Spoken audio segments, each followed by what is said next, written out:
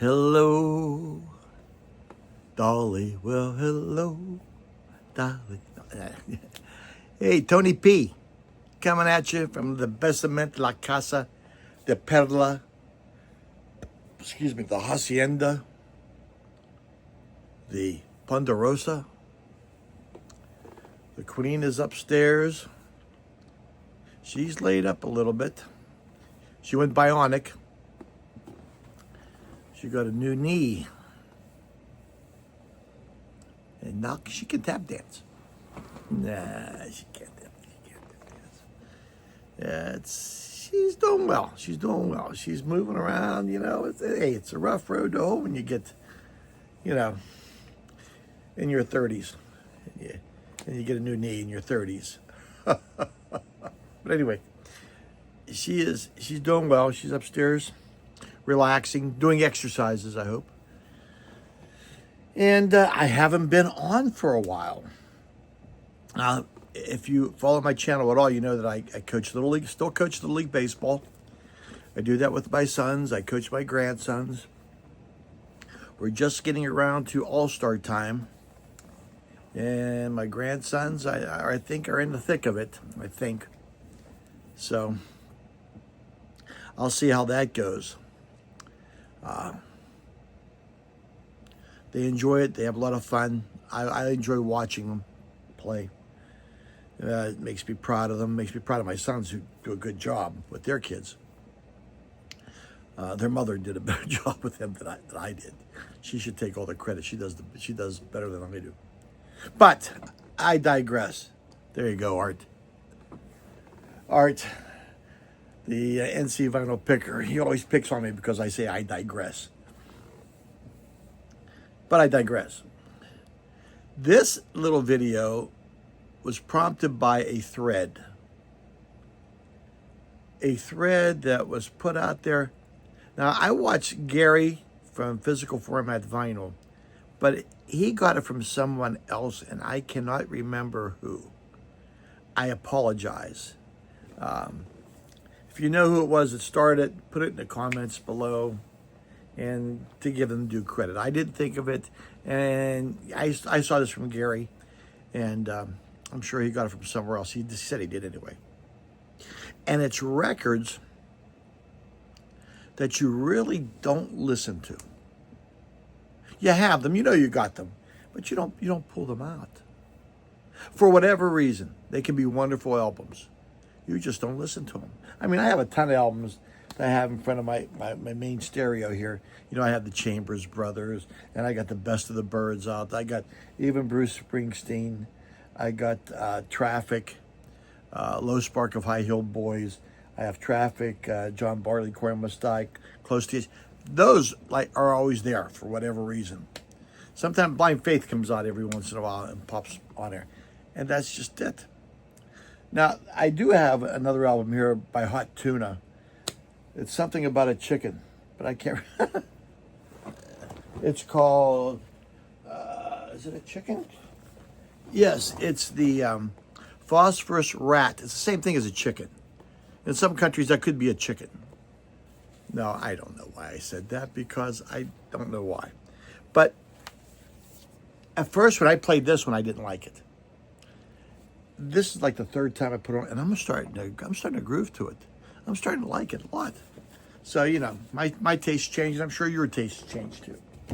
But these are albums I don't put out.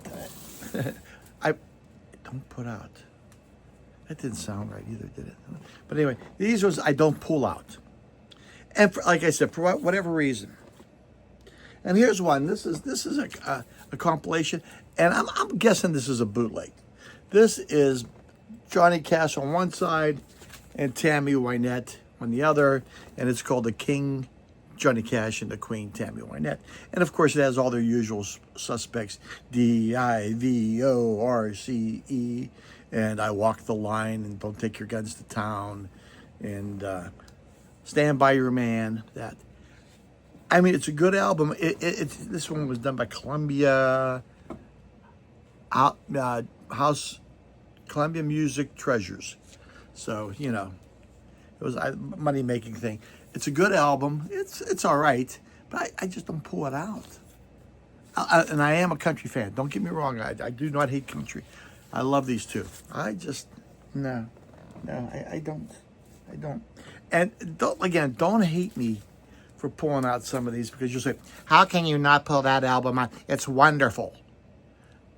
I know there are some that you guys really, really like, but I just don't. For whatever reason, please. Like 10cc, the original soundtrack. It is a good album. I think this is a phonogram, 1975, on Mercury. And I don't know what else to say to it. I mean, it got really good reviews. Don't get me wrong. Some people love this. I think even the Rolling Stone magazine had a really, really phenomenal review of it. That, it had more going on than the 10 Yes albums, which I don't know what that means, but that's what it said. And I just don't pull this one out. I don't. Okay? You can be mad at me. What else do I have here? This is probably one of the first albums I bought, because we didn't always have a stereo at our house when I was a kid growing up. Like I said, again, if you followed me, you knew that I was very poor growing up. And I think this is one of the first ones I bought with my hard-earned money. This is a Texas group, Blood Rock. This is 1970.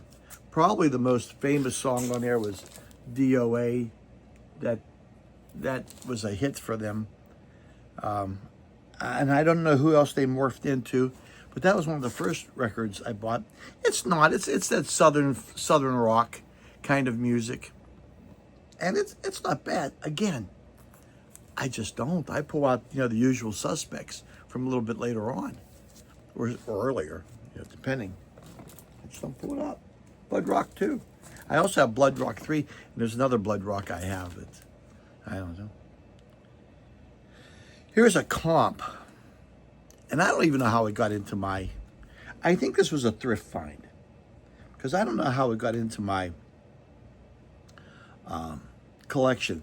This is your Twist Party with the King of the Twist, Chubby Checker. And it has, again, the Twist, Rock Around the Clock, Blueberry Hill, Whole Lot of Shaking. It's a compilation of some original songs and a lot of covers.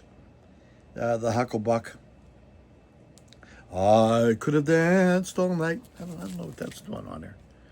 But this is, as seen on Dick Clark, American Bandstand, on the Ed Sullivan Show. I don't pull this out to play us. I just don't. I don't. Now this one, I hope maybe some of you can help me out. This was from 1974, 75. This was Bonnaroo.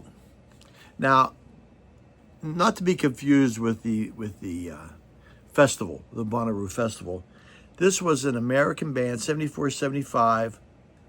One album. I'm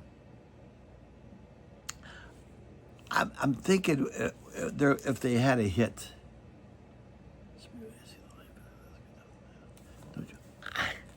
I don't know if they had any. And I think this is the only one they had. This was on Warner Brothers. Warner Brothers. And I don't know if they had it. I think one of the band members went solo and tried to do a Bonnaroo 2. And it just didn't work.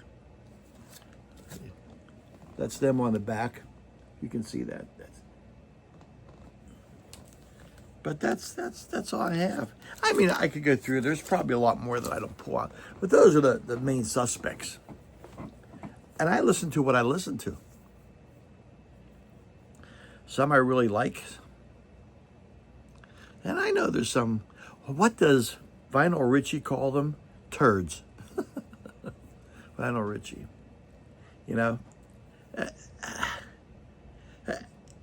there's a channel out there. Do you ever guys what you should watch? You guys should watch Rick Strange and the Perfume Gardens if you can find him. That's a great. He does a wonderful show on psychedelia.